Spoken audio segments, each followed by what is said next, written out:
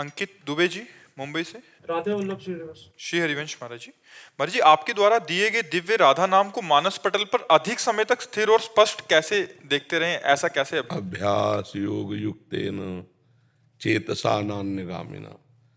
अगर हम नित्य निरंतर अभ्यास करें, सातु दीर्घ काल निरंतर सत्कार सेवितो दृढ़ भूमि। यदि दीर्घ काल तक आदर सहित निरंतर अभ्यास करें तो दृढ़ भूमि, फिर तो आँख खुली है या बंद है, हमारा लक्ष्य हमारे सामने रहता है।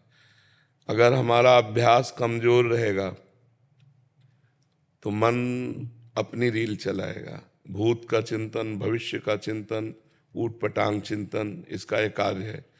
हमारा अभ्यास दृढ़ होगा तो चेतसा नान्यगामिना, हमारा चिंतन अन्य जगह न जाने पावे। राधा राधा राधा। तो नाम जपते हुए भी सांसारिक कार्य बहुत प्रवीणता पूर्वक किए जा सकते हैं। मामुनिस्मर युद्ध च, भगवान ने कहा मेरा स्मरण करते हुए युद्ध करो। तो जब युद्ध करते हुए भी स्मरण हो सकता है तो युद्ध से ज्यादा भयानक कोई कार्य होता नहीं है। हम नाम अंदर अंदर स्मरण करते हुए सब कार्य कर सकते हैं। तो अभ्यास करो। जैसे कुछ दिन पहले अभ्यास में लिखना होता है राधा, फिर वो दिव्य ज्योतिर्मय तेजोमय हमारे नेत्रों के सामने रहता है अभ्यास परिपक्व हो जाने के बाद। तो हम जैसे आपसे बात कर रहे हैं तो आपके चेहरे में हमें नाम दिखाई दे रहा है, तो हम नाम से कभी अलग नहीं होते, हर समय नाम से बात कर रहे हैं जबान से, वो आंतरिक चिंतन के साथ राधा नाम आपके चेहरे पर हम लिख रहे हैं, इसलिए कभी नाम से बिलग नहीं रह सकते। तो हम ये अभ्यास करें, किसी से बात करें उसको बोलने दें ज़्यादा, अपने कम बोलें, बहुत सही उत्तर दें, सही वार्ता करें, कोई झूठ ना हो, किसी का अहित ना हो, कोई अमंगलकारी शब्द ना हो, और बार बार नाम। तो आप एक गृहस्थ में होते हुए भी एक अच्छे साधक हो जाएंगे। और नाम से लोक परलोक सब पुष्ट हो जाता है। ज्ञान, वैराग्य, भक्ति जो चाहो सब जागृत हो जाती है।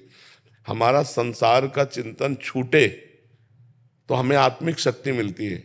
देखो 6 घंटे जब आप नींद में शयन करते हैं तो क्या होता है, आपको एक नवीन बल मिलता है ना, इंद्रियां एक नवीन बल का अनुभव करते हैं ना। क्यों? सोने में क्या बल मिला? संसार का चिंतन छूटा। 6 घंटे संसार का चिंतन छूटा तो 24 घंटे ऊर्जा शक्ति।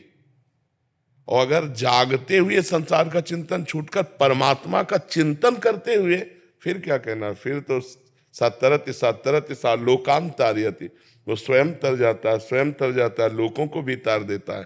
तो इसलिए हमारा मनुष्य जीवन भगवत प्राप्ति के लिए मिला है। कम से कम हमसे ऐसे कर्म ना हो कि हम सुअर कुत्ता बने, हमसे ऐसे कर्म बने कि हमें फिर मनुष्य जन्म मिले और हम अपने राष्ट्र की सेवा करें, समाज की सेवा करें और भगवान का चिंतन करें। ऐसा हमें सौभाग्य मिले, क्योंकि बहुत दुर्लभ मानव देह है। किसी भी योनि में नवीन कर्म करने की स्वीकृति नहीं है। 83,99,999 योनियों में एक भी योनि नहीं जिसमें क्रियमाण किया जा सके, वो केवल मनुष्य योनि में है। अब आप अच्छा से अच्छा कर्म करके भगवान को प्राप्त हो सकते हैं, बुरा से बुरा कर्म करके भूत प्रेत बन सकते हैं, नाली के कीड़ा बन सकते हैं, नारकी योनियों को प्राप्त हो सकते हैं। इसलिए हमें चाहिए कि हम सही कार्य कर पाएं, इसके लिए हमारी बुद्धि शुद्ध होनी चाहिए। शुद्ध बुद्धि करने के लिए हमारा आहार शुद्ध हो, हमारे आचरण शुद्ध हो, तो हमारी बुद्धि शुद्ध हो, और साथ में नाम जप कर रहे हैं तो हमारे अंदर ज्ञान विज्ञान का स्फुरण होगा, हमारा मंगल हो जाएगा। अभ्यासरत रहो, जितना अभ्यास बढ़ाओगे उतना ही मन टिकने लगेगा। देखो पहले 1 मिनट भी नहीं टिकता था, अब 1 मिनट तो टिकने लगा, तो मतलब हम अपने शत्रु पर काबू पा रहे हैं। जो हमें 100% माया में लगाया था, कुछ परसेंट तो भजन में लगने लगा मन। अब धीरे धीरे हम इसको परसेंट बढ़ाते चले जाए, समय बढ़ाते चले जाए, तो ये लग जाएगा। और ये जब लग जाता है, जिधर लग जाता है तो हटना नहीं चाहता। भजन में लग गया तो हटना नहीं चाहता, विषयों में लग गया तो भजन में लगना नहीं चाहता, और भजन में लग गया तो विषयों की तरफ जाएगा ही नहीं। नारायण हरि भजन में पांचों न सुहात, विषय भोग, निद्रा, हंसी, जगत प्रीति, बहुबात, ये सब छूट जाता है, अपने आप छूट जाता है। सिमरजीत सिंह जी। राधे राधे महाराज जी। राधे राधे महाराज। महाराज जी, गुरु ग्रंथ साहिब जी कहते हैं, भई परापति मानुख देहुरिया, गोविंद मिलन को यह तेरा बयोरिया।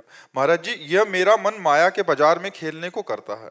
ये मनुष्य शरीर प्राप्त हुआ है गोविंद की प्राप्ति के लिए, पर मन माया के बाजार में खेलना चाहता है। इसी को तो रोकना है। नाम जप के द्वारा, मंत्र जप के द्वारा, गुरुवाणी के गायन के द्वारा, संत सेवा के द्वारा, समाज सेवा के द्वारा, और ये सब सेवा गुरु को समर्पित, भगवान को समर्पित, उसके फलस्वरूप मेरा मन शांत होने लगेगा। मन चंचल तब तक रहता है जब तक उसमें पाप रहता है, और जहाँ मन निष्पाप हुआ तो शांत स्वरूप हो जाएगा। हमारे भगवान का स्वरूप जानते हो, शांताकारम, भगवान को कहा गया ना शांताकारम। तो इंद्रियाणाम मनश्चास्मि, भगवान ने कहा इंद्रियों में मैं मन हूं। तो जब मन निष्पाप हो जाएगा तो क्या बन जाएगा भगवान? मन शांत हो जाए। तोरा मन दर्पण कहलावे। जो हमारे मन में ही भगवान बसे हैं, मन में ही वृंदावन है, मन में ही विश्व है। अब मन में तुम क्या देखना चाहते हो? संसार, तो संसार देख रहे हो। भगवान देखना चाहते हो तो भगवान देख लो। पूरी साधना किसके लिए है? मन के ठीक करने के लिए, और कुछ नहीं। जो आत्मा है उसको थोड़ी ठीक करना है, वो तो निर्मल अकाल पुरुष है, उसको थोड़ी। मन को ठीक करने के लिए साधना है। तो मन माया में जैसे खेल रहा है, तो इसको अभ्यास के द्वारा सुधारा जा सकता है।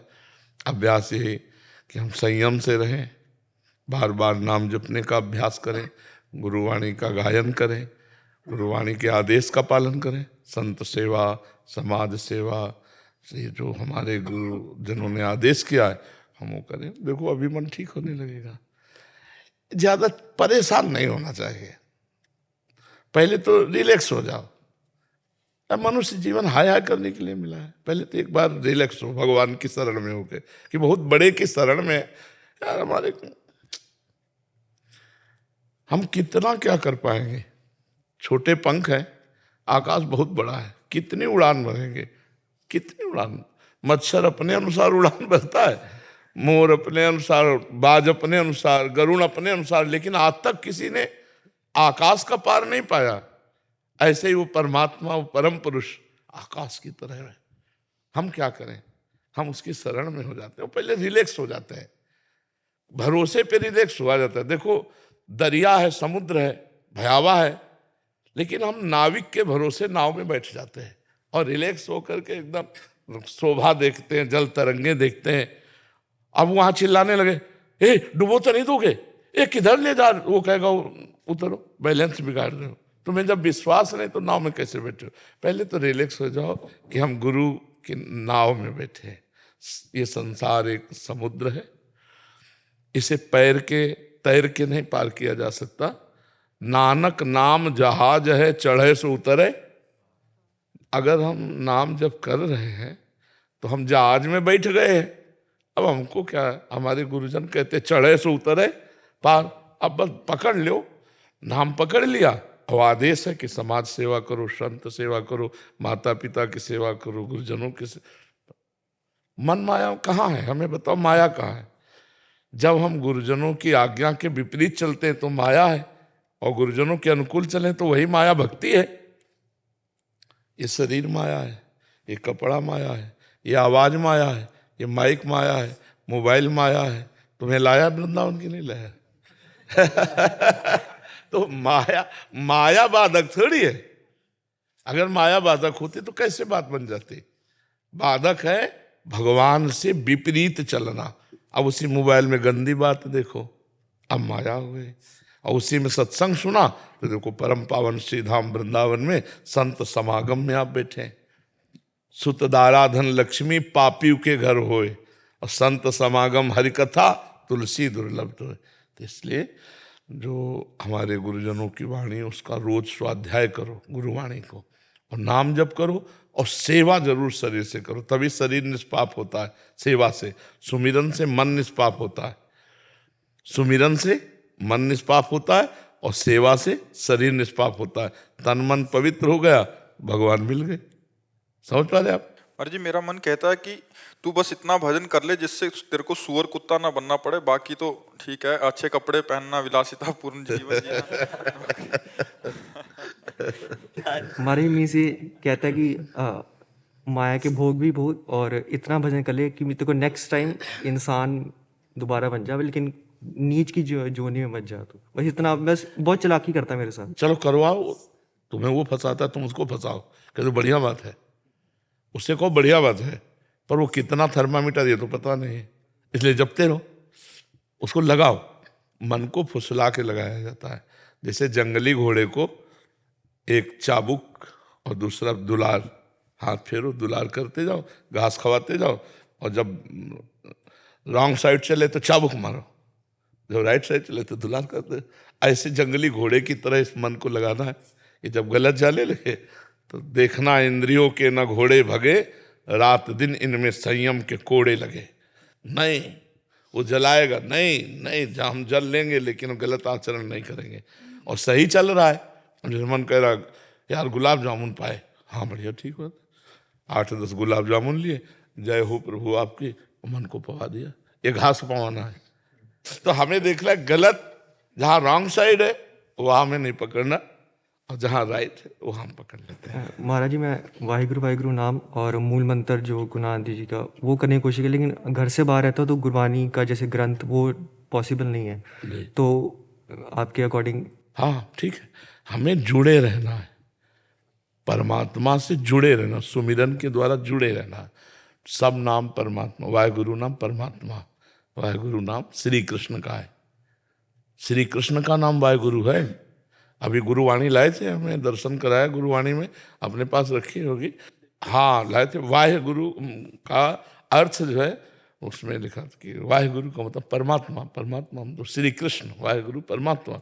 तो अगर हम वाहिगुरु वाहिगुरु वाहिगुरु तो हम परमात्मा जप रहे हैं, हम श्री कृष्ण जप, तत्व तो एक है ना। तो चाहे राम राम जपो, चाहे वाहिगुरु जपो, चाहे श्री कृष्ण जपो, जो कहो बात समझो।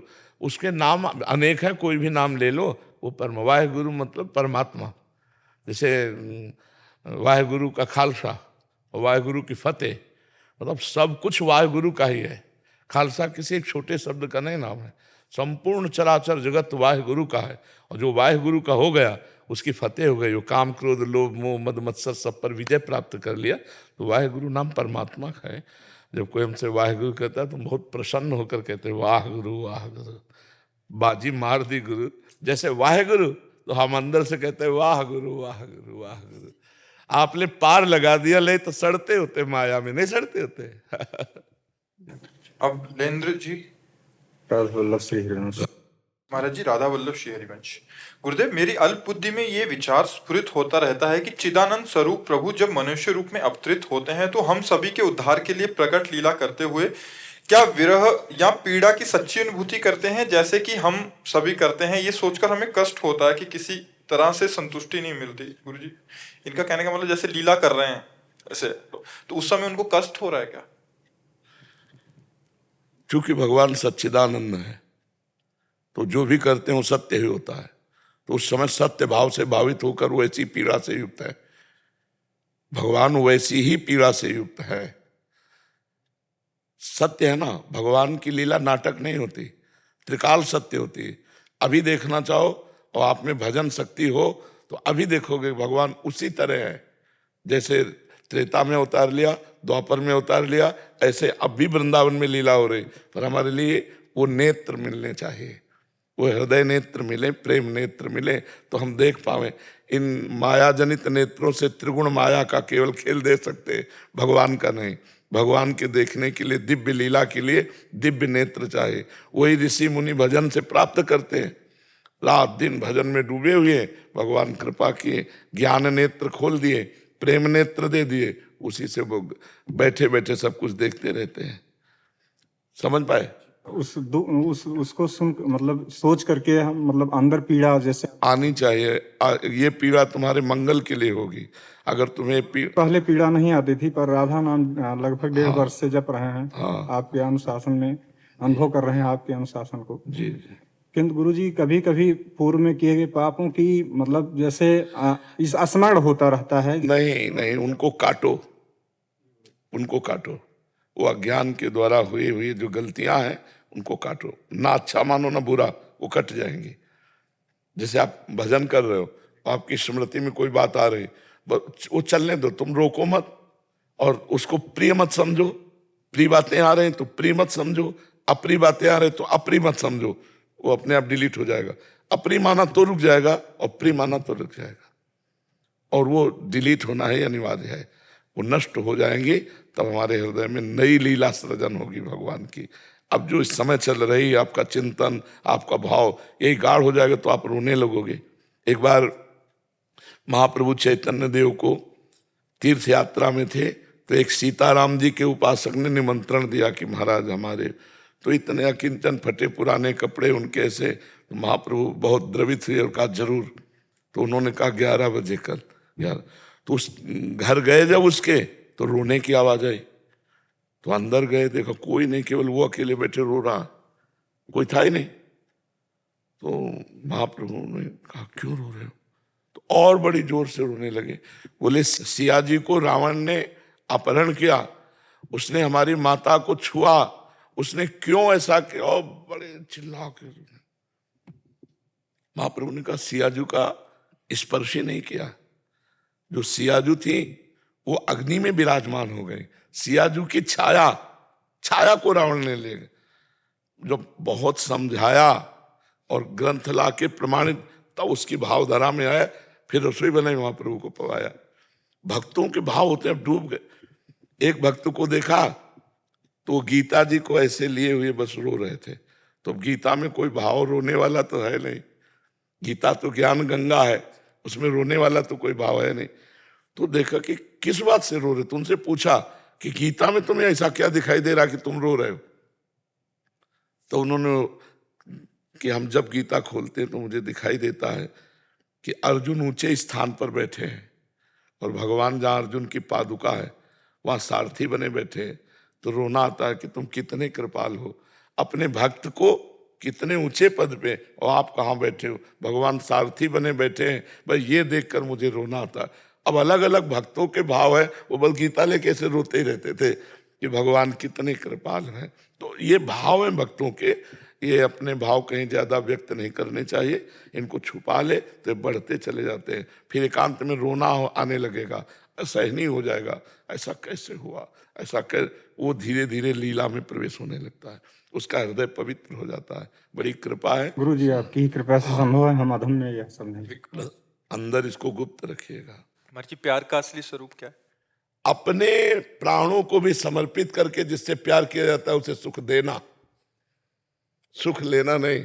सुख देवे को चाव चित, सब सोहित निष्काम, इसे प्यार कहते हैं। सुख देवे को, सुख देने का ना, कहाँ है ऐसा? सुख देने का चाव कहाँ है? सुख लेने का चाव है। प्रभु जी, जो माता पिता हमसे करते हैं वो भी सब आता है। मोह, प्रेम नहीं। मोह, प्रेम बहुत ऊंची चीज है बच्चा। प्रेम जिस समय आ जाएगा वो अलग हो जाएगा। जैसे स्त्री से प्यार नहीं करते, काम, हम पुरुष से प्यार नहीं करते, काम। माता पिता का मोह, जितने भी संबंध, आसक्ति, राग, इनमें प्रेम नहीं है, प्रेम नहीं है। प्रेम सच्चिदानंद में है। अब तुम्हें उसकी अलग अलग व्याख्या दिखाएं। सुना था कुपुत्रो जायते क्वचिदप कुमाता न भवति, शास्त्रों में लिखा है। कितने ऐसे उदाहरण हैं कि माता पिता के द्वारा पुत्रों की हत्या हो गई। अपने स्वार्थ में जहां बाधा पड़ेगी वहां अलग बात है। अगर वो कुतिया भी अपने बच्चे को प्यार करती है, सुकरी भी अपने बच्चे को प्यार करती है, पक्षी भी अपने बच्चे को प्यार, लेकिन प्यार नहीं, मोह में बंधे हुए। प्रेम एक विशुद्ध भगवदानंद है। प्रेम हो जाए तो फिर क्या, इसीलिए तो चराचर जगत से प्रेम करो, कभी कोई बाधा नहीं। लेकिन प्रेम कहाँ कोई करता है? स्वार्थ के वशीभूत मोह में बंधे हुए, और मोह गए बिनु राम पद होई न दृढ़ अनुराग। अनुराग माने प्रेम। जब तक मोह है तब तक प्रेम नहीं हो सकता, और वो मोह होता है बच्चा, प्रेम नहीं होता है। नहीं, सबको भगवत प्राप्ति हो जाए कि नहीं हो जाए? महाराज जी, प्रेम का भाव सबके लिए एक जैसा होना चाहिए कि उसमें जैसे अपनेपन में ज्यादा प्रेम होता है या फिर पढ़ाई में नहीं होता? प्रेम की सीधी परिभाषा है, हम जिससे प्रेम करते हैं सिर्फ उसको सुख देने की भावना हो, किंचन मात्र स्वार्थ बुद्धि ना हो। अब चाहे माता पिता हो, चाहे पुत्र हो, चाहे पत्नी हो, चाहे भाई हो, चाहे देश हो, चाहे समाज हो, चाहे विश्व हो, अपने सुख की लालसा से किया हुआ राग होता है, मोह होता है, आसक्ति होती, स्वार्थ होता है, काम होता है, प्रेम नहीं होता है। आप समझ पा रहे ना? इसीलिए करोड़ों में किसी एक में प्रेम अंकुरण पाया जाएगा? नहीं पाया जाएगा। हितधाम में आए थे, कहा कि हमारा प्रेम विवाह हुआ, लव मैरिज, आशीर्वाद दीजिए। 8 महीने बाद फिर आए तो हम कहा तुम्हारी पत्नी साथ नहीं, बोले डिवोर्स हो गया है। वो अरे लव अरे एक बार दिल दे दिया तो फिर तुम चाहे जैसा तुम करो, हम तुम्हें दिल दे दिया। एक बार जब हमने तुम्हें दिल दे दिया तो दे दिया यार, जिंदगी भर के लिए दे दिया। अब तुम अगर हमें मार भी डालोगे तो हमारा दिल तुम्हें आशीर्वाद देगा। प्रेम का मतलब समझते हो? अगर तुम हमें मारोगे या मार भी डालोगे तो हमारे दिल में अगर आवाज सुनोगे तो तुम्हारे लिए आशीर्वाद ही निकलेगा, तुम्हारे लिए दुख नहीं निकले। इसे कहते प्रेम है। भला ये महाराज जी ऐसा प्रेम तो केवल प्रभु के लिए ही हो सकता। तो फिर अब इसीलिए तो प्रेम कहाँ है। और जब कोई भगवान का आशिक प्रेम करेगा जगत में भी तो अद्वितीय बेजोड़ होगा। जैसे तुलसीदास जी ने अपनी पत्नी से प्रेम किया तो मायके जाने का समय ले दिया। मायके जाने का हम जी नहीं सकते तुम्हारे बिना, तो मायके कैसे चली जाओगी। जैसे धनुर्दास जी ने अपनी पत्नी से प्रेम किया, महाभागवत है, तो ऐसे चलते हैं बाजार में सब्जी लेने नहीं जाते, पत्नी जाएगी क्योंकि वो बिछो नहीं सह सकते, तो पत्नी ऐसे चल रही, आप छाता लिए ऐसे चल रहे हैं। चिंतामणि में इतने आसक्त हो गए, सब कुछ न्यौछावर कर दिया बिल्व मंगल जी ने। अगर भागवतिक पुरुष हिरण से आसक्त हो गए तो अगला जन्म हिरण का लेना पड़ा, और महाराज हिरण की दुर्गति नहीं होने दी, वही राजा रहुगण बना हिरण। और भरत भागवतिक अगर पुरुष किसी से भी प्रेम कर लेगा तो आर पार का निर्वाह होता, वहां स्वार्थ नहीं होता। इसलिए भागवतिक पुरुष का कहीं प्रेम होता नहीं भगवान के सिवा। अगर हो जाए तो बेजोड़ होता है। हिरण से प्रेम किया, जिस भगवान की प्राप्ति के लिए अपना राज्य छोड़ा, अपनी पत्नी पुत्र छोड़े और हिरण से प्यार कर लिया, तो उसके लिए 3 जन्म लगा दिए, 3 जन्म लगा दिए। जड़ भरत के रूप में पालकी में उसी को तो उठाए हुए उपदेश कर रहे हैं। तो प्रेम शब्द से हृदय में कुछ होने लगता है। नहीं, आपके होता है कि नहीं होता हमें पता नहीं, कि हमारे होने लगता है। प्रेम शब्द होते ही एक जैसे कोई दिल को मसला करे, शायद इसको ही इश्क कहते। प्रेम को उर्दू में इश्क कहते। इश्क इसको बोले जैसे कोई दिल को मसला करे, अपने प्यारे की याद में, प्यारे के लिए तड़पना, प्यारे के लिए सिसकना, प्यारे के लिए बलिदान होना। ये प्रेम कहाँ आता है? अपने स्वार्थ की पूर्ति के लिए। देखो हमारे पास ये संसार में प्रेम तो बात करते ही आंसू टपकने लगे, बात करते ही हृदय बहा घूमे, उसे प्रेम कहते हैं। जो दूसरों के लिए बलिदान करने, देखो देश प्रेम, देखो वंदे मातरम, फांसी का फंदा डाल लिया। देश प्रेम देखो, गुरु गोविंद सिंह के दोनों बच्चे दीवार में जिंदा चुने जा रहे हैं, ना उनके आंसू ना बच्चों के आंसू। अब ये देश प्रेम। कहीं भी प्रेम की बात आती है तो वहां बलिदान होता है, प्रेम बलिदान मांगता है। लेकिन हम प्रेम का नाटक करते हैं, प्रेम नहीं। प्रेम ना हम भगवान से कर पाते ना इंसान से कर पाते। अगर हम डट के किसी इंसान में भी भगवत भाव करके प्यार कर ले तो हमारा मंगल हो जाए। माता में भगवान देख ले, पिता में भगवान देख ले, पत्नी में भगवान देख ले, तो भगवान तो है ही सब में, हमारा काम बन जाए। लेकिन हम स्वार्थी पुरुष भगवान न देख करके अपनी वासनाओं की पूर्ति चाहते हैं और उसे नाम दे देते हैं प्रेम। जी एक प्रश्न था, माता जो अपने पुत्र को प्रेम करती है, मोह करती है, वो प्रेम है या लोभ है उसका? नहीं, लोभ भी नहीं कह सकते। मानो मनुष्य माता तो थोड़ा बुद्धि रखती है, हम पशु पक्षियों के भी कहा, वो क्या अपने बच्चे से प्रेम नहीं करते? उसका क्या चिंतन होता है क्या कि आगे चल के मुझे पोषित करेगा? ऐसा भी नहीं चिंतन होता पक्षियों का, पशुओं का। वो मोह होता ही है। वो अपने बच्चे के लिए अपने प्राण दे सकती है, उसका कोई स्वार्थ नहीं दिखाई दे रहा, लेकिन उसे मोह कहते हैं। महाराज जी, लेकिन अगर उसी मोह की वजह से बच्चा अगर अनुशासनहीन होता है या कुछ गलत दिशाओं में जाता है, वो एक अलग चैप्टर हो गया, वो एक अलग चैप्टर हो गया। पिता अगर बोलता है कि भाई आप अनुशासन में आइए और इसकी वजह से अगर नहीं, आप नहीं समझ, अब पटरी दूसरी हो गई। अनुशासन शब्द लाने के लिए अब वो व्यवहार शब्द आ गया। हम तो केवल उस राग की बात कर रहे जो लगाव है। जो लगाव है, हम अब पटरी दूसरी हो जाएगा, उसकी चर्चा दूसरे रूप में होने लगेगी। हमारा सिर्फ लगाव से, कि जो विविध प्रकार का लगाव है, यदि इसे प्रेम में बदल दिया जाए तो भगवान की प्राप्ति हो जाए। पत्नी अपने पति को भगवान समझे, पति अपनी पत्नी में भगवान को देखे, माता पिता पुत्र में भगवान को देखे, पुत्र माता पिता में भगवान। अभी देखो कितना आनंदमय गृहस्थी हो जाए, लेकिन स्वार्थ। महाराज जी, देखना और वर्तना अलग अलग हो जाए। हाँ, बर्तन केवल देखने की बात कह रहे हैं। वर्तन पूरा वैसा ही होगा। तन पत्नी को पत्नी माना जाएगा, माँ को माँ माना जाएगा, बहन को बहन माना जाएगा, बेटी को बेटी माना जाएगा। चारों स्त्री स्वरूप है, बर्ताव चारों के अलग होंगे, लेकिन चारों में भगवान को देखना। हमने कहा है पंडिता समदर्शिना न कि वर्तिना। जो पत्नी के साथ व्यवहार करते हो बहन के साथ थोड़ी करेंगे, जो बहन के साथ व्यवहार करते हो पत्नी के साथ थोड़ी करेंगे। चारों स्त्री शरीर है, माँ, बेटी, बहन और पत्नी, चारों स्त्री शरीर, लेकिन चारों से बर्ताव अलग अलग होगा, पर दर्शन एक होगा। चारों में श्री भगवान विराजमान है। जी। रचना जी दिल्ली से। राधे राधे महाराज। राधे राधे महाराज जी। महाराज जी, जीवन मुक्त समझ आता है, भगवत प्राप्त भी समझ आता है, किंतु भगवत बोध संपन्न एवं भगवत प्राप्त महापुरुष में क्या अंतर है? भगवत बोध संपन्न एवं भगवत जो प्राप्त। तत्वबोधि संपन्न महापुरुष है, वो सर्वत्र तत्व का दर्शन करेगा। लेकिन जो भगवत साक्षात्कार किए हुए, जैसे राम रूप का, तो जड़ चेतन जग जीव जब सकल राम में जाने, उसको सब में राम दिखाई देंगे। गोपियों को श्याम दिखाई देते हैं, लेकिन तत्व ज्ञानी को ब्रह्म तत्व नजर आता है, भगवत तत्व नजर आता है। वो रूप का नहीं, वो तत्व का होता है। समझ रहे हैं? भगवत दर्शन साक्षात्कार और तत्व दर्शन में इतना अंतर है। जो विद्या विनय संपन्ने ब्राह्मणे गव्यहस्तनी सुनी चो सुपाके चा पंडिता समदर्शिना। जो विद्या विनय संपन्न ब्राह्मण में, गाय में, हाथी में, कुत्ते में, चांडाल में एक ही तत्व को देख रहा है, वो ज्ञानी है। प्रेमी सर्वत्र अपने प्रभु को देखता है। जैसे गोपिया नहीं कहने जित देखो तित श्याममयी है, और गोस्वामी जी कह रहे सीए राम में सब जग जानी। ये भेद है। तत्व वो दर्शन करता है, ये रूप दर्शन करते। सब में प्रभु का रूप समाया, सब में उसी का रूप समाया। एक एक कण में जहां दृष्टि जाती है वहां अपने प्रभु को देखता है। समझ पा रहे हैं आप? हाँ जी, जो भगवत प्राप्त हमें ऐसा लगता था जिनको ऑलरेडी साक्षात्कार हो चुका है प्रभु का साक्षात, और भगवत बोध संपन्न जिनको जैसे हमने कहानियों में या ग्रंथों में पढ़ा है, जिसमें ऊपर से प्रकाश या आकाशवाणी हुई। ये कोई फिल्मी स्टाइल नहीं है, ये तस्मात् शास्त्रम प्रमाणम थे। शास्त्रीय प्रमाण होना चाहिए। भगवत तत्व दर्शन वेदांत दर्शन के अनुसार होता है, और ये भक्ति के अनुसार भगवत साक्षात्कार होता है।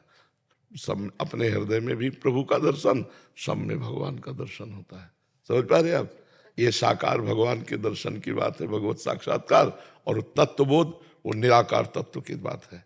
वो सर्वत्र व्याप्त है बिजली की तरह, उसका कोई नाम नहीं, कोई रूप नहीं, सर्वत्र एक ही तत्व है, और इनका नाम है और रूप है। बोले मेरे राम जी सब में विराजमान, मेरे श्याम जी सब में विराजमान है, घनश्याम जी सब में विराजमान। समझ रहे ना आप? तत्व वही है, बात एक ही है, लेकिन एक निराकार तत्व का दर्शन सर्वत्र करता है, और एक साकार प्रभु का दर्शन करता है। तो उसे कहा गया भगवत साक्षात्कार, उसे कहा गया तत्वबोध। तत्वबोध मोक्ष पदवी, भगवत साक्षात्कार प्रेम पदवी। अपने प्रीतम के रूप में रूप छके घूमत रहे, तन को तनिक न भान, नारायण दृग जल बह यह प्रेम पहचान। प्रभु की रूप माधुरी चिंतन में, और वो तत्व चिंतन में। सर्वत्र एक ही तत्व है, शांत हो गया। महाराज जी, एक ही महापुरुष को दोनों अनुभव हो सकते हैं? नहीं, एक समय में नहीं हो सकते। अब वो जैसे तत्वबोध हो गया, अब अगर वो चाहे तो वो प्रेम मार्ग में जा सकता है, चाहे, पर चाह मिटी तभी तो तत्वबोध हुआ, तो चाह होती नहीं। अब ऐसे स्वाभाविक भगवान कोई रूप का आकर्षण कर दे, जैसे मधुसूदन सरस्वती जी तत्वबोध में स्थित महापुरुष है, और भगवान जी मुरली मनोहर ने अपना रूप दिखाया तो कहने लगे बंसी विभूषित करा नव नीरदाभात पीताम्बरा दरुड़ बिम्फला दरुष्टात पूर्णेन्द्र सुंदर मुखाद दरविंद नेत्रात कृष्णात परम किमपि तत्व महम न जाने। कृष्ण से भी कोई बढ़कर तत्व है ऐसा मैं नहीं जानता। और पहले तत्वबोध में थे तो तत्व बताया ना कि कृष्ण से बढ़कर कोई तत्व है, मैं ऐसा नहीं जानता।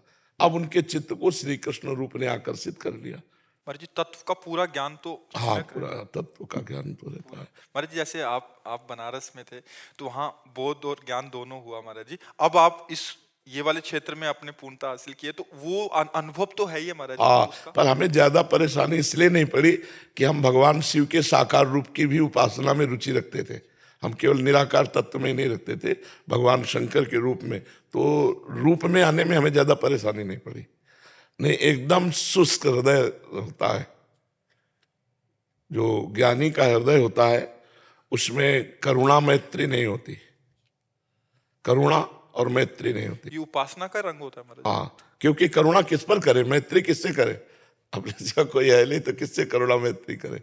ये सब वृत्तियां नहीं रहती, ये प्रेमी में रहती। करुणा मैत्री ये सब मिलती है। अद्वेष्टा सर्वभूतानाम मैत्रा करुण एवच निर्ममो निरहंकारा सम दुखा सुखा सभी। जो किसी भी प्राणी में कोई दोष दर्शन नहीं करता या सब में एक ही भगवान को देखता है, सबसे मित्रता और करुणा का व्यवहार करता है। मित्रता का व्यवहार करता है पर ममता नहीं है, करुणा का व्यवहार करता है पर अहंकार नहीं है। निर्ममो निरहंकारा, और जो सुख दुख में समान भाव वाला है और क्षमावान है, भगवान कह रहे मुझे बहुत प्रिय है ऐसा महापुरुष।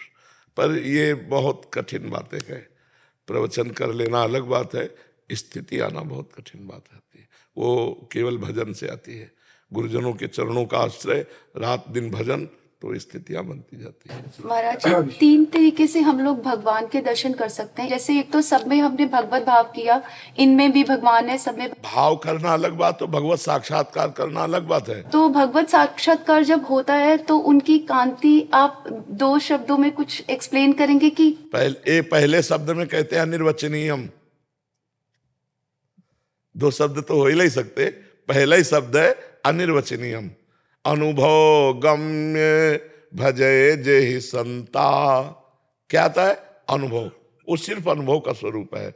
जो भी वर्णन किया जाता है वो बाहरी बात होती है। जैसे हमने कहा हमारे प्रभु की नवीन जलधर कांति, तो क्या नवीन मेघ की कांति जो प्राकृतिक बादल है वो चिदानंदमय कांति से जोड़ा जा सकता है क्या? जैसे वर्णन आया राम जी का रूप कैसा, बोले केकी कंठाव नीलम, जैसे मोर के गले की कांति। तो क्या मोर के गले की कांति देख ली तो राम जी की कांति देख ली क्या? नहीं, राम जी का चिदानंद रूप है। चिदानंद में देह तुम्हारी विगत विकार जान अधिकारी, और मोर प्राकृतिक है। तो 13 रूप कहत नहीं आवे, जैसे ही हरिवंश कछुक जस गावे। आपका रूप कहने में नहीं आता, वाणी की सामर्थ्य नहीं कि आपका रूप वर्णन कर सके। फिर भी वाणी को पवित्र करने के लिए प्राकृत शब्दों को जोड़ करके उनके रूप की कल्पना भावना ऐसे की जाती है। बकाया वो अनुभवगम्य है, वाणी की सामर्थ्य नहीं कि बोल सके। बोले कैसे भगवान के नेत्र हैं? कमल दल। तो क्या कमल दल को देख लिया तो भगवान के नेत्र देख लिए। प्रियाजू के नेत्र कैसे? बोले खंजन मीन मृगज मद में तत् कहा कहो नैनन की बातें। खंजन पक्षी के नेत्र, मछली के नेत्र और मृग शावक के नेत्र, बोले इनके अभिमान को मेटने वाले प्रियाजू के नेत्र। खंजन मीन मृगज मद में तत् कहा कहो नैनन की बातें। तो क्या इनके देखने से प्रियाजू के नेत्र देख लिए क्या? जिन नेत्रों का एक बार बाहर पड़ा तो लाल जो मूर्छित हो जाते हैं, वो नेत्र मृगज मृग शावक या मीन या खंजन उपमा में ही नहीं आते। पर अब करे तो क्या करे? अगर हम कुछ इशारा देना चाहते तो प्राकृतिक ही बात कहनी पड़ेगी, और वो जमती नहीं है। बोले सूर्य का प्रकाश कैसा? तो कागज में हम बना के दिखा दें ऐसा ऐसा, तो आभास तो हमें हो जाएगा, लेकिन सही माने में हम नहीं देख पाएंगे। आभास तो हो जाएगा कि सूर्य ऐसा ऐसी किरणें होंगी। जैसे बिजली है, एक बिजली की कांति अगर हम कागज में उतारे तो आभास तो दिला सकते हैं कि बादल में बिजली ऐसी होती है, लेकिन क्या वो बिजली की कांति वास्तविक आ पाई? क्या नहीं आ पाई ना। तो एक प्राकृतिक बिजली की कांति नहीं आ पाई। और पीता अरुण अनंत तडिल लताभाम, अनंत बिजलियों जैसी कांति प्रियाजू के श्रीअंग की कैसे आ पाएगी? हम कह रहे हैं जैसे हम सूर्य को दर्शाना चाहें तो कागज में उसी रंग से रंग कर, जैसे सूर्य की कांति, तो हमें आभास हो जाएगा कि सूर्य ऐसा होता है, आभास हो जाएगा। और हम कल्पना कर सकते हैं, कल्पना कर सकते हैं ना, भावना कर सकते हैं। ऐसे ही जितने चित्र है भगवान की भावना है। भगवान का जो स्वरूप है नेति नेति कह के वेद वर्णन करते हैं। कोई ऐसा है पूरा नहीं कह सकता, वो केवल अनुभवगम्य। और जिनके हृदय में आया तो वो कह रहे हैं कि नैनन के रसना ने, नेत्रों ने देखा, पर नेत्रों में अगर वाणी होती तो ज्यों का त्यों बोलना चाहते, और वाणी के नैना नहीं। अब वाणी बोलना चाहती पर देखा नहीं, जो बोला वो देखा नहीं, और जो देखा वो बोला नहीं, तो बड़ा अंतराय इसी में हो गया। और बोले जो हृदय में वो मुख में लाते लाते बिल्कुल अधूरा रह जाता है, कैसे वर्णन करूं। तो अनिर्वचनीय भगवत स्वरूपम, अनिर्वचनीय प्रेम स्वरूपम। जी मोना जी दिल्ली से। राधे राधे महाराज जी। महाराज जी, जैसे हम भोग भोगने से उसी समय थोड़ा सा सुख का आभास होता है, वैसे ही थोड़ा नाम जप से आनंद अनुभव क्यों नहीं हो रहा अभी? इसमें थोड़ा नहीं होता, इसमें महान होता है। नाम जप में पहले पाप का नाश करेगा। यद तज्ञ विष्णु परिणामे अमृतोपमम तत्सुखम सात्विकम स्मृतम। और यद तज्ञ अमृतोपमम परिणामे विष्णु तत्सुखम राजसम स्मृतम। जिसकी शुरुआत विष जैसी हो नाम जप, उसका परिणाम अमृत जैसा होगा, ये सात्विक भगवदानंद है। और जिसकी शुरुआत अमृत जैसी हो, परिणाम विष जैसा हो, सांसारिक भोग। इसमें तत्काल सुख की अनुभूति का भ्रम होता है, तो जीवन पूरा बर्बाद हो जाता है, इसी में जीवन लगा रहता है, हाथ कुछ नहीं लगता। और भगवदानंद में एक विष जैसा लगता है। 3 बजे उठना, नहा धो के माला जपना, आराम से खूब पड़े 8 बजे तक सोना, अमृत जैसा लगता है, लेकिन इसका परिणाम विष होगा। जिसकी शुरुआत विष जैसी लगे, उसका परिणाम अमृत होगा। समुद्र मंथन में सबसे पहले विष निकला, फिर बाद में अमृत निकला। इसमें बाद में आनंद मिलेगा। पहले नाम जप के द्वारा पाप वासनाएं नष्ट होंगी, पाप प्रवृत्ति नष्ट होगी, तब आनंद के। अब कितना पाप जमा है वो भगवान जाने। तो इसलिए हम खूब नाम जप करें और चिंता आनंद की न करें। जहाँ आनंद शुरू हुआ फिर बढ़ता ही चला जाएगा, कभी घटेगा नहीं। ये भगवदानंद बढ़ता रहता है, ये कभी घटता नहीं है। और विषय सुख घटता जाएगा। एक चीज को एक बार पाओ, मान लो खीर पाई, अच्छी लगी, फिर पाओ तुरंत, फिर और पाओ, घृणा हो जाएगी, नहीं खीर नहीं, उसमें नहीं नहीं निकलता जाएगा। और इसमें जितना आनंद मिलता जाएगा उतनी भूख बढ़ती जाएगी। पूरा जीवन भजन करो, फिर भी यही रोकर कहना होगा कि हमें भजन दो, रात दिन मैं भजन करूं। तो ये आनंद धैर्य पूर्वक पहले नाम जप करो, तुम्हारे पाप और पाप की प्रवृत्तियों का नाश करेगा, फिर आनंद का प्रभाव। जैसे आनंद बढ़ा तो ये बढ़ता चला जाएगा। ये भगवदानंद समुद्र है, जो आनंद सिंधु सुख राशि, सीकर तय त्रैलोक सुपासी, सो सुख धाम राम सुनामा। जिनका नाम राम है वो सुख समुद्र है। जितना नाम जप करोगे उतने भगवान के सुख समुद्र में डूबोगे। पर प्रारंभ नहीं, प्रारंभ में तो विष जैसा लगेगा, परिणाम अमृत जैसा होगा। यद तज्ञ विष्णु परिणामे अमृतोपमम। विकास मिश्र जी अमेठी से। जी राधे राधे महाराज जी। महाराज जी, कभी कभी जब जीवन में कठिन दौर आते हैं और उनका समाधान नहीं निकल पाता तो मन में तो भगवान के समाधान प्रति निकाले इतना- कौन? अध्यात्म का ज्ञान है नहीं, और संसारी पुरुष समाधान जानता नहीं। आप विचार करो ना, समाधान निकालने वाला भी तो होना चाहिए। तो समाधान कौन निकालता है? जब तक अध्यात्म का ज्ञान नहीं, तो अध्यात्म में तो 1 मिनट में समाधान आ जाएगा। हम गलत हैं या सही, अपने आप निर्णय हो जाए। गलत है तो पश्चाताप हुआ, उसका सुधार हो गया। सही है तो हमें भोगना है। फिर हमने गलती नहीं की है अभी वर्तमान में, पूर्व में कोई गलती की है, तभी वो गाली दे रहा है, तभी वो अपमान कर रहा है, तभी हम हार रहे हैं, तभी हमारा उद्देश्य फेल हो रहा है। हमको भोगना है। अब हम सहेंगे, हारेंगे नहीं, परास्त नहीं होंगे। हम नाम जप करेंगे, इस पर विजय प्राप्त करेंगे। ऐसे समाधान ढूंढा जाता है। अब समाधान कहाँ से मिले? अध्यात्म है नहीं, और व्यवहार में कोई समाधान दे नहीं सकता। व्यवहार में अपनी कमजोरी बताओ, तुम्हारा शोषण करेगा, समाधान थोड़ी करेगा। रहीमन मन की मन व्यथा, रखिए मन में गोए, सुनी ठले हैं लोग सब बांटने ले है कोई। अपनी कमजोरी किसी को बताओ, आपको वही नस दबाएगा जो कमजोर है, और आपका शोषण करेगा। इसलिए स्वयं निर्णय करने वाले बनो। वो कैसे बनोगे? जब सत्संग सुनोगे, शास्त्रों का स्वाध्याय करोगे, नाम जप करोगे, तुम्हारे अंदर ज्ञान आएगा, तभी तो समाधान होता है। ज्ञान से ही तो समाधान होता है।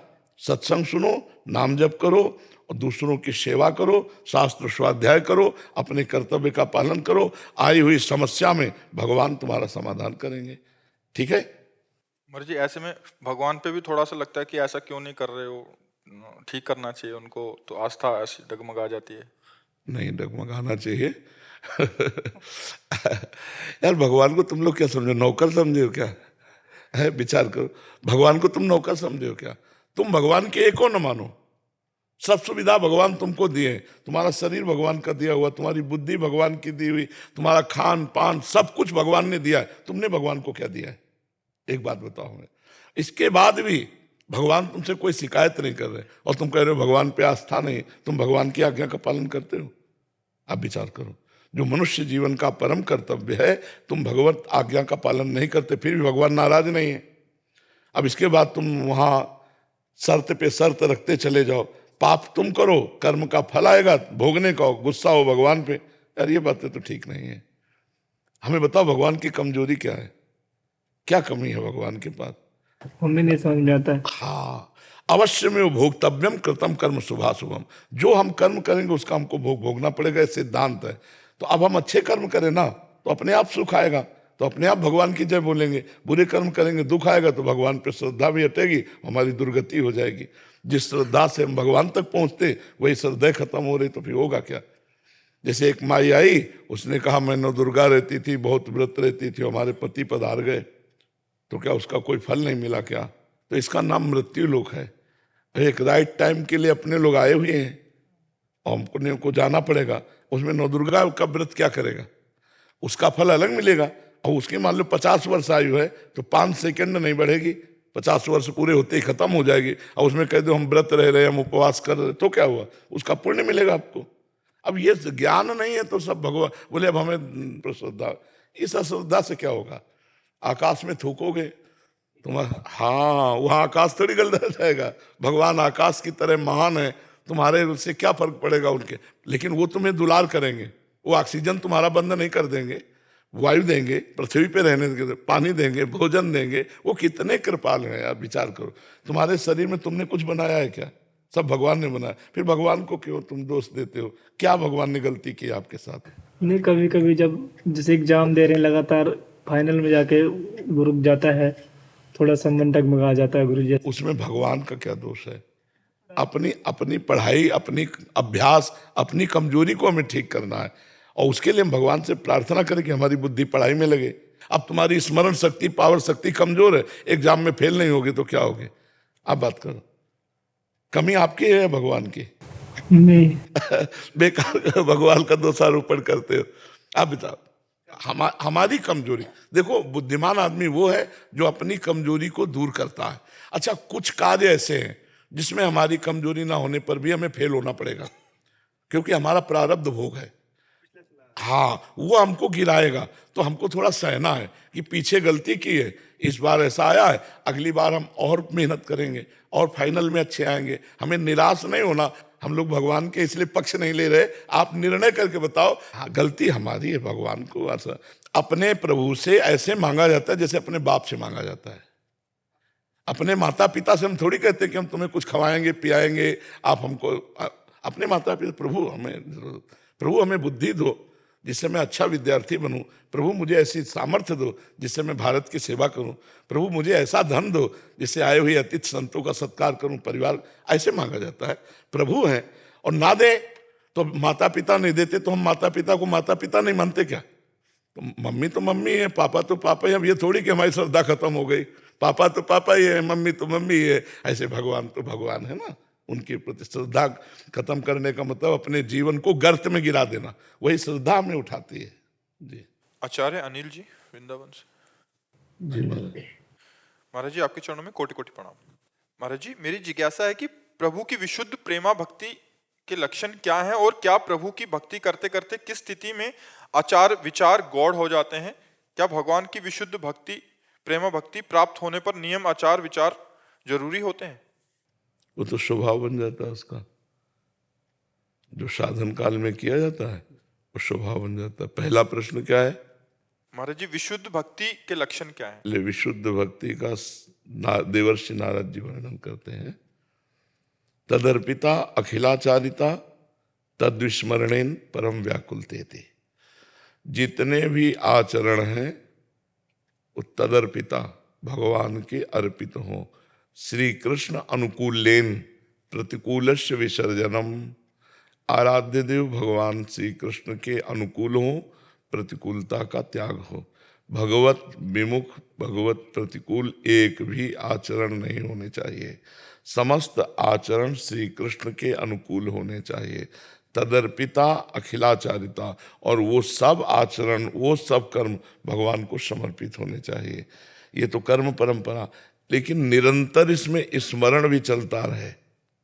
महामनिस्मर युद्ध जैसे तो निरंतर स्मरण चलता रहे। और अगर जरा भी मिनट भर के लिए वो भगवान को ऐसा लगा भूल गए क्या, तो जैसे मछली को जल से बाहर निकालो तो तड़पने लगती है, ऐसे वो तड़पने लगता है। तद विस्मरणेन परम व्याकुलती, विस्मरण मात्र होने से परम व्याकुलता होती है। त्रिभुवन की राजलक्ष्मी देने पर भी जो आधे पल के लिए अपने प्रभु का स्मरण ना छोड़े, वो महाभागवत। दूसरी बात, हमारा सदैव मन विषयों की तरफ जाता रहता है, संसार प्रिय लगता है, भगवान अपरिचित से लगते हैं। संसार की प्रियता को काट करके और भगवान की प्रियता प्रकट करे, भगवान की कथा में सामर्थ है। रत्नावती जी एकदम संसारिक रानी थी, और दासी के मुख से बिहारी जी की चर्चा, गोविंद चर्चा सुनकर महाभागवत बन गई। मथुरा की ब्राह्मण पत्नियां प्रमाण है कि केवल कथा मात्र से भगवत प्रेम को, भगवत साक्षात्कार को प्राप्त किया। पहला है अपने समस्त कर्म भगवान श्री कृष्ण के अनुकूल हो, प्रतिकूलता का त्याग हो। दूसरा है इतना स्मरण में तन्मय रहो कि थोड़ा सा भी विस्मरण होने पर परम व्याकुलता आ जाए। तीसरा, भगवान की कथा सुनने में और भगवान की चर्चा करने में अत्यंत अनुराग हो। कथा सुनते सुनते या कहते कहते जब ये स्थिति आ जाए, गदगद कंठ नयन बहा नीरा, आंखों से आंसू बहने लगे, कंठ गदगद हो गया, अब कुछ बोलने की हिम्मत नहीं रह गई, ये कथा का फल मिल रहा है उसको। छिन छिन रुदन करंत, छिन गावत आनंद भरी, छिन छिन हार हसंत, ये जो कृपा है, वो अपने प्रभु की लीलाओं का चिंतन करके गाकर कभी रुदन करता है, कभी वो शांत हो जाता है, कभी वो नाचने लगता है, कभी वो गाने लगता है। उसकी लोक लज्जा और वेद रीति इसके ऊपर स्थिति होती है प्रेमी की। वेदान्न प्रसन्नस्ति सा केवलम अवचिन्न अनुरागम लभते। तो तीसरा, भगवान की कथा में अत्यंत अनुराग होना। बावरो सो रस में फिरे खोजत नेह की बात, अपने प्रेमी प्रभु की बात सुनने को मिलेगी, ऐसे बावरा सा घूमता, कहाँ है भगवान की चर्चा हो, कहाँ सत्संग होता है, ये उसकी भूख रहेगी। चौथा, अपने प्यारे के श्रीअंग सेवा की भावना होना। प्रेम प्राप्त करने के लिए अपने प्रभु के श्रीअंग से, तो हम प्रभु की प्रतिमा विराजमान करें या प्रभु की छवि विराजमान करें, और मंगला से लेकर शयन तक हमसे जितना बन सके हम प्रभु की सेवा करें। बिना भोग लगाए पानी भी न पिए। भगवान को, अपने इष्ट को जो भोग लगाए वही पावे। पांचवी बात, अपने प्रीतम के जो लीला विहार स्थलियां हैं, बड़े भाग्यशाली हैं जो उनमें वास करने को पाते हैं, और जिनको वास करने का सौभाग्य नहीं मिला वो उसका रोज चिंतन करें। जैसे वृंदावन की परिक्रमा, बिहारी जी के दर्शन, सत्संग, तो ये सब दिमाग में भर ले जाए और बाहर इसका चिंतन करे। वृंदावन रोज आवे भावना से, रोज वृंदावन की परिक्रमा लगावे, रोज वृंदावन के संतों का दर्शन करे, बिहारी जी के दर्शन करे, यमुना जी का दर्शन करे। तो धाम चिंतन, लीला स्थलियों का चिंतन, ये उसके हृदय में प्रेम अंकुरण उदय करता है। अब सावधानी की बात, कम बोलना, मृदु उचित सत्य भगवत संबंध से युक्त बोलना, ये मौन से भी ज्यादा श्रेष्ठ है। उचित भाषण मौन से भी ज्यादा श्रेष्ठ है। कम सोना, 5 घंटे 6 घंटे जो ले लो, इसके अलावा नींद नहीं आनी चाहिए। माला में बैठे हो नींद आ रही है, पाठ में बैठे हो नींद आ रही। और अल्पाहार, कम भोजन करना, कम सोना, कम बोलना, कम भोजन करना। इतना कम भी ना हो कि भोजन का चिंतन हो, युक्ताहार विहार से। इन 3 का सुधार, और कभी किसी की निंदा ना सुनना ना करना। अगर भगवत भक्ति प्राप्त करनी है तो कुछ विधि है, कुछ निषेध है। ये निषेध वर्णन कर रहे हैं। कम बोलना, कम सोना, कम खाना, किसी की भी निंदा न कानों से सुनना, न वाणी से बोलना, अपनी निंदा सुन करके आनंदित होना, अपनी प्रशंसा सुनकर दुखी हो जाना, दूसरे की न निंदा सुनना है न करना है। हमारा जीवन भगवान के आश्रित है, ये हर समय चिंतन करना। हमारा तन, हमारा मन, हमारी वाणी और स्वयं मैं भगवान के चरणों के आश्रित हूं। फिर हमारे जो इष्ट ग्रंथ हैं उनका स्वाध्याय करने का नियम रखना। जैसे मानो स्वामी जी महाराज के, तो फिर केली माली जी रोज पाठ होना चाहिए। हितजू महाराज, चतुरासी जी, सुधानिधि रोज पाठ होना चाहिए। क्योंकि आचार्यवाणी गुरु ग्रंथ जो अपनी परंपरा के आचार्य के, अगर उनका स्वाध्याय नहीं होगा तो फिर बात नहीं बनेगी। उनका गान करना, ये वृंदावन रस है, इसमें गान की बहुत महिमा है। पदों का गायन करना, मंजीरा नहीं आता तो ताली से गाते हुए प्रभु के जो पद हैं लीला विहार के वो गाए। और 24 घंटे में रात्रि में सोते समय अपनी दिनचर्या को प्रातःकाल से लेकर के जांचे कि प्रभु के विरुद्ध क्या भाषण हुआ, क्या दर्शन हुआ और क्या आचरण हुआ, और फिर उस त्रुटि को लिखे अपनी डायरी में और उस पर ध्यान दे कि ये गलती नहीं होनी चाहिए। फिर हो जाए तो फिर हम प्रायश्चित लें कि वे एक दिन भोजन नहीं पाएंगे, 2 परिक्रमा वृंदावन की लगाएंगे इस गलती की वजह से। आपका जीवन पूरा भक्त में आ जाए। और जो बाह्य लक्षण तो इसमें कोई मान्यता नहीं रखते, हो तो नाटक में भी किए जाते हैं। आंतरिक लक्षण भक्त का प्रकट होता है कि विरह कमंडल कर लिए बैरागी 2 नयन, मांगत दरस मधुकरी, छके रहते दिन नयन। अंदर से ऐसा विराग्नि पैदा हो गई कि संसार अच्छा नहीं लगता है, नेत्र कहीं टिक नहीं रहे, मन जो है वो व्याकुल है, कब देखूं, दरस बिन दुखन लागे नैन, जब से तुम बिछुरे पे प्यारे, कबो न पायो चैन, दरस बिन दुखन लागे। विरह कमंडल कर लिए बैरागी 2 नयन, मांगत दरस मधुकरी, छके रहते दिन नयन। रूप छके घूमत रहें, तन को तनिक न भान, नारायण दृग जल बहे, यह है प्रेम पहचान। पी मूर्ति नयनन बसय, तेहि रस रहाय समाय, ये लक्षण सुनि प्रेम के, और न कछु सुहाय, और न कछु सुहाय, फिरे अपने रस मातो, कुटुम देह ते जाय, छूट सभी विधि नातो, जहाँ जहाँ पी की बात सुने, खोजत तिन गैनन, हित ध्रुव छिन छिन ले प्रेम जल, भरी भरी नैनन। प्रिया प्रीतम की रूप माधुरी ऐसी नशा चढ़ा कि अब कुछ नहीं सुहाय, देह कुटुम ते जाए, छूट सभी विधि नातो, बस हा कृष्ण हा प्रिया, हा कृष्ण हा प्रिया ऐसे हृदय में उठने लगे, जान ले कि भगवान का प्रेम आ गया है।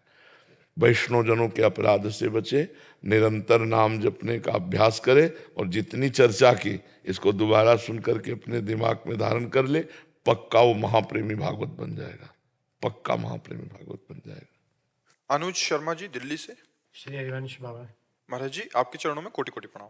पूज्य गुरुदेव, आपकी प्रेरणा से साप्ताहिक भागवत कराने का सौभाग्य प्राप्त हुआ, जिसमें आपको गुरु रूप में विराजमान करके सभी नियम पूरे किए गए।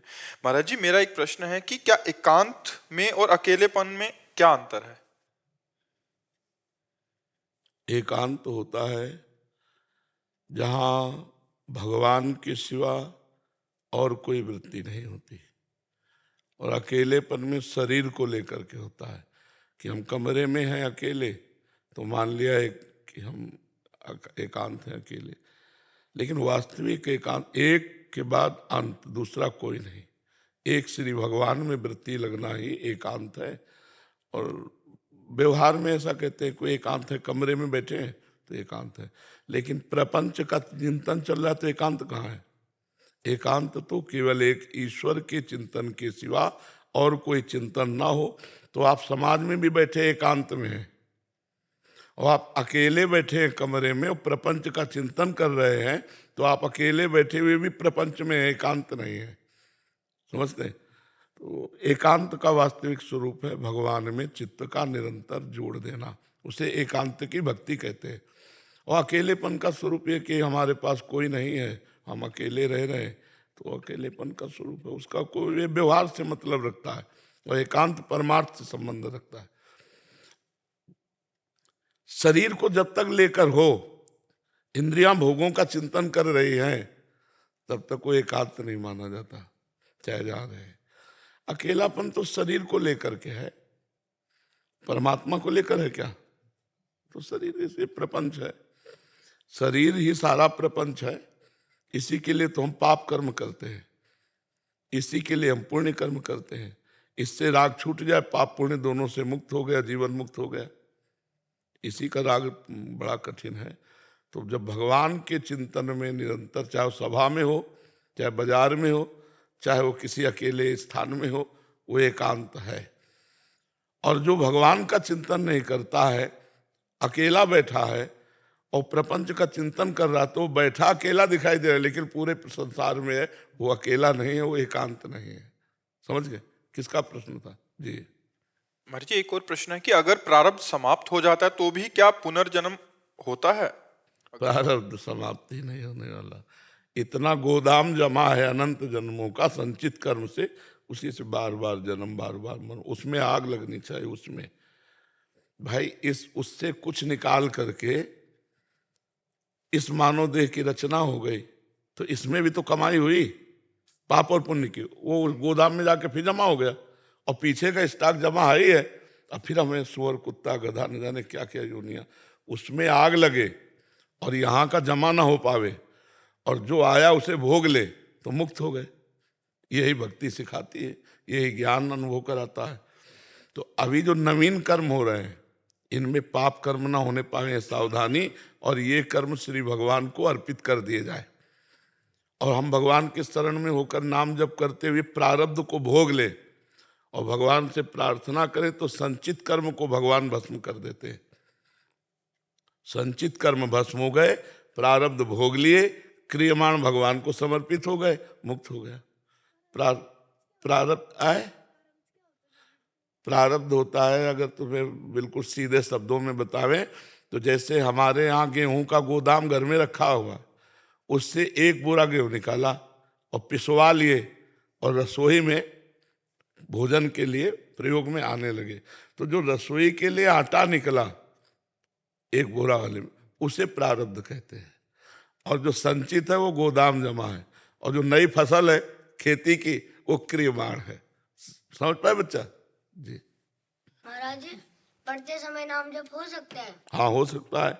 जैसे आप पढ़ाई शुरू करने जा रहे हो, तो राधा राधा राधा राधा राधा राधा राधा राधा रास्ते में, और जब आप पढ़ रहे हो तो वो भी राधा ही है, वो भी पढ़ाई भी तो भगवान का भजन है। और जब फिर पढ़ चुके तब फिर राधा राधा राधा। हमारे पापा कहते हैं पेपर से पहले एक मंत्र बोलना चाहिए हमेशा, कृष्णाय वासुदेवाय हरे परमात्मा ने। बहुत बढ़िया कहते तुम्हारे पापा, हाँ गोविंदाय नमः, बहुत बढ़िया कहते तुम्हारे पापा, बहुत अच्छे आदमी तुम्हारे पापा, जरूर कहा करो, ठीक है? महाराज जी, इस मंत्र में जो अभी मेरे भाई ने मंत्र बताया, उससे पेपर करने में बहुत ही आसानी मिलती। हाँ बिल्कुल मिलेगी, भगवान का सहयोग मिलता है, बहुत सुंदर है। ये सिद्ध मंत्र है समस्त संकटों से निवृत्त होने का। कृष्णाय वासुदेवाय हरे परमात्मने प्रणत क्लेश नाशाय गोविंदाय नमो नमः। बहुत ही जोर का मंत्र है।